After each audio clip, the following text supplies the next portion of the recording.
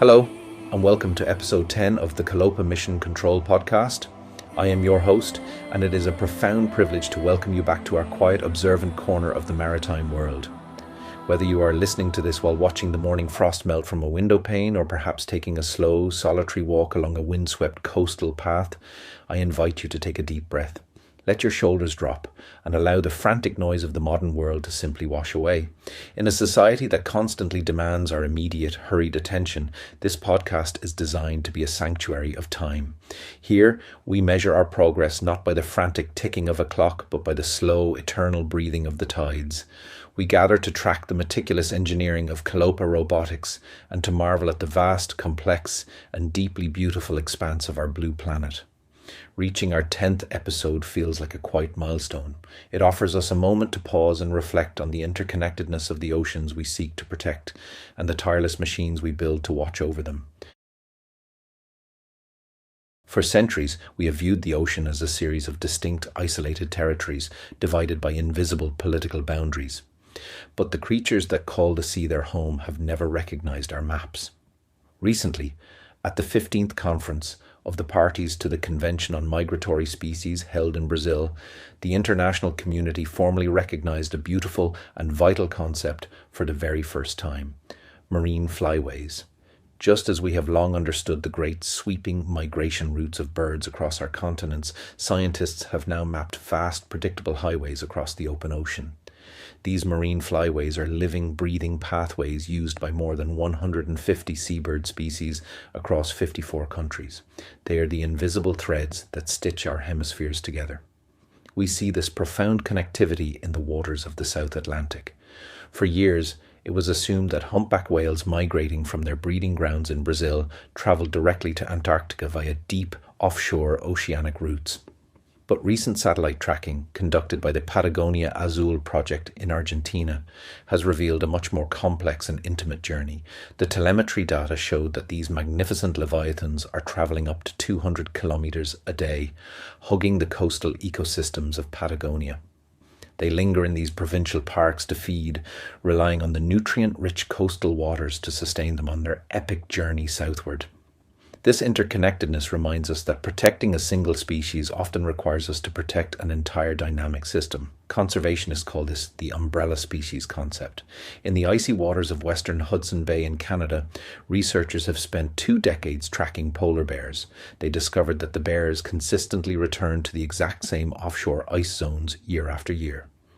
By drawing a marine protected area around this specific 25,000 square mile zone to save the polar bear, we inadvertently cast a protective umbrella over the entire food web below it, from the beluga whales navigating the ice fractures to the seals, the Arctic foxes, and the benthic life on the seafloor. To protect the ocean, we must protect the corridors of movement. But as we strive to safeguard these marine flyways, a dark and heavy threat continues to scrape across the seabed. If you were to look beneath the surface of our most heavily fished waters, you would witness the devastating impact of bottom trawling. It is an industrial practice where heavy weighted nets are dragged ruthlessly across the ocean floor, scooping up everything in their path and leaving a flattened, barren landscape in their wake. A landmark study recently published by researchers at the University of British Columbia has exposed the staggering breadth of this destruction. By analysing over 9,000 catch records dating all the way back to 1895, scientists identified more than 3,000 distinct fish species caught in bottom trawls, and they warn that the true number is likely double that. The nets do not discriminate. They sweep up the ocean's most nutritious and commercially vital fish, alongside rare, evolutionarily unique creatures that are already teetering on the brink of extinction. The critically endangered giant guitarfish, the zebra shark, and vulnerable seahorse species are all being hauled up from the dark, often recorded vaguely as trash fish, before being ground into fertilizer or fish meal. It is a heartbreaking erasure of marine biodiversity. There is, however, a growing resistance to this destruction. In the United Kingdom, a new law has just been approved to ban bottom trawling and scalloping across 164 square kilometres off the Sussex coast, known as the Beachy Head East Marine Conservation Zone. This vital sanctuary is home to rare chalk reefs, short-snouted seahorses, and ancient reef-building worms. By banning the heavy dragging nets, the seabed is finally being given the quiet space it needs to heal. Yet, the fight to protect our pristine waters is fraught with political complexity. In the middle of the Indian Ocean lies the Chagos Archipelago, a spectacular expanse of coral reefs and lagoons covering an area larger than the North Sea. For over a decade, it has been enforced as a strict no-take marine protected area, serving as a vital genetic lifeboat for the entire region. But with the recent political agreement to hand sovereignty of the islands to Mauritius, conservationists are sounding the alarm. European Union fishing fleets are already eyeing the territory, hoping to secure licenses that would allow massive purse seiners and longliners to exploit these untouched waters. It is a stark reminder that a marine protected area is only as strong as the political will to enforce it. This brings us to the crux of modern marine conservation, the enforcement gap. We can draw lines on a map and we can sign historic agreements like the new High Seas Treaty, but how do we actually police an environment as vast, hostile and remote as the open ocean? The answer lies in a delicate blend of local, community-driven stewardship and cutting-edge technology. In Turkey, a beautiful example of local enforcement is taking place in Jokova Bay.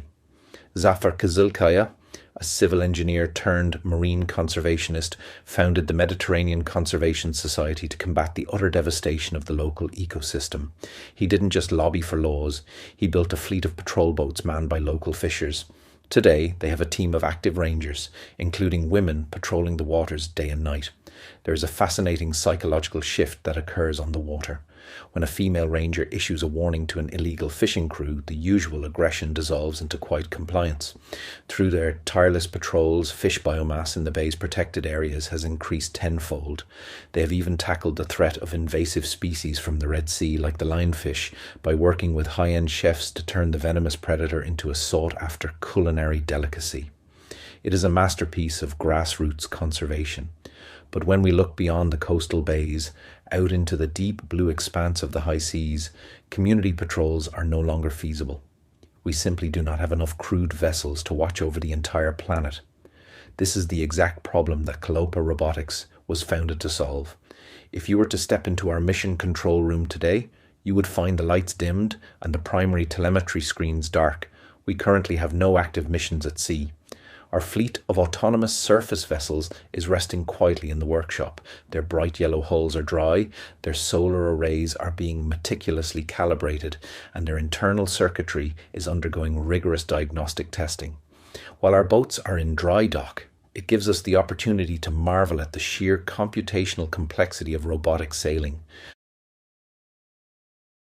At Kalopa, our chosen vessel is the 2.4-metre autonomous sailboat.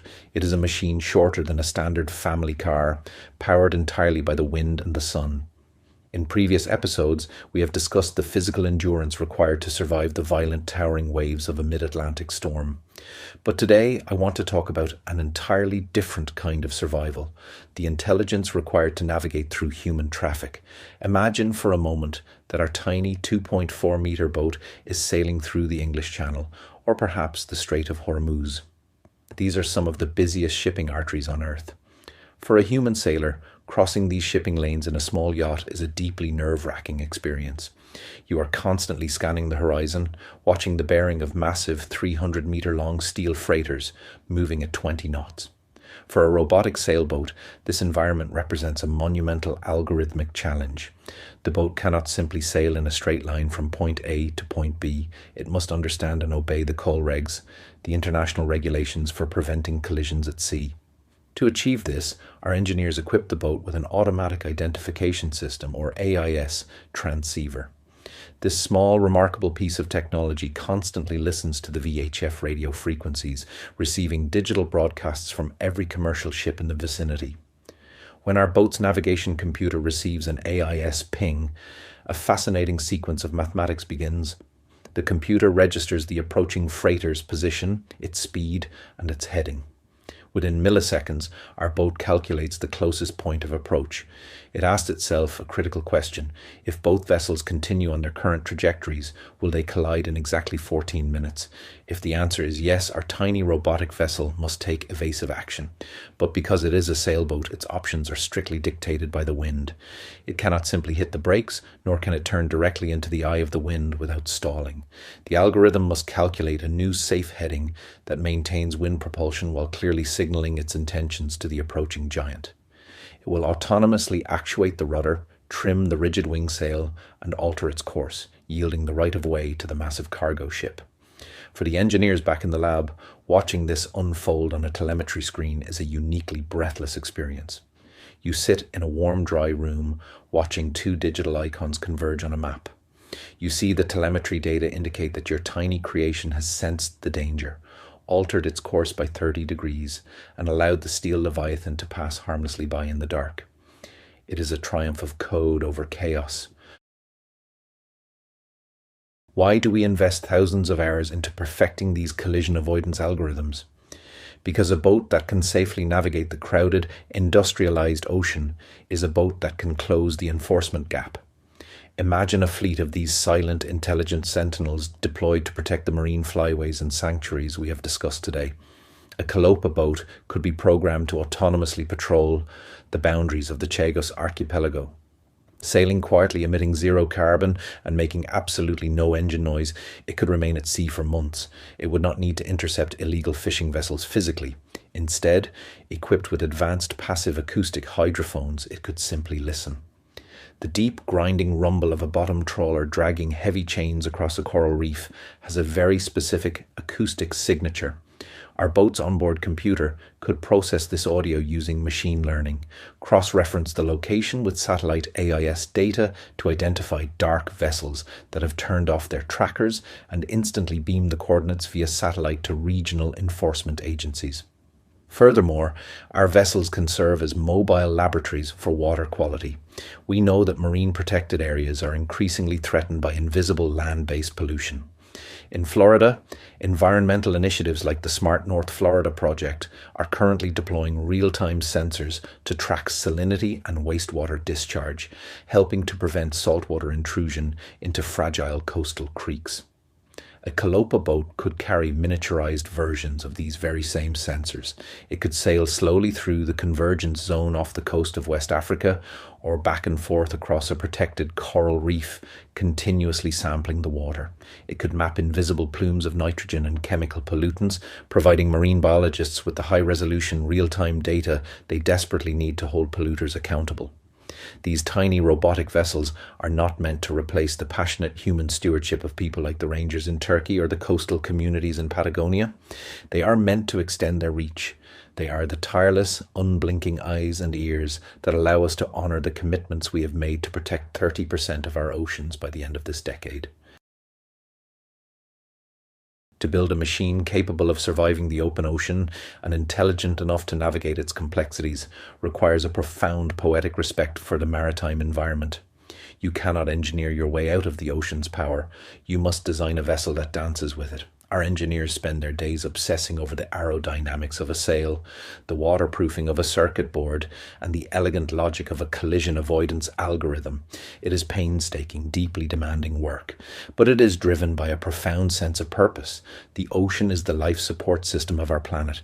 It provides every second breath we take, it regulates our climate, and it houses a diversity of life that borders on the miraculous, from the majestic, migrating humpback whales to the tiny, brilliant coral polyps building reefs in the dark. As our understanding of the ocean evolves and as the threats against it multiply, from the devastating scrape of a bottom trawl to the invisible chemical pollutants in our water column, we must evolve our methods of protection. So, while our workshop remains quiet today, the work is far from paused. We are refining our code, we are testing our sensors, and we are preparing. Because when the time comes to launch our next vessel, we know that it carries more than just microchips and solar panels. It carries our collective commitment to watch over the waters that sustain us all. Thank you for sharing this time with me today. If you have enjoyed our exploration of marine conservation and the robotic technology we build to support it, please consider subscribing to the Kalopa Mission Control Podcast on your favourite platform. And if you know someone who feels that same inescapable pull toward the sea, I would be deeply grateful if you shared this episode with them. Until we meet again, may your horizons be clear, the wind be fair and the seas be kind. Goodbye for now.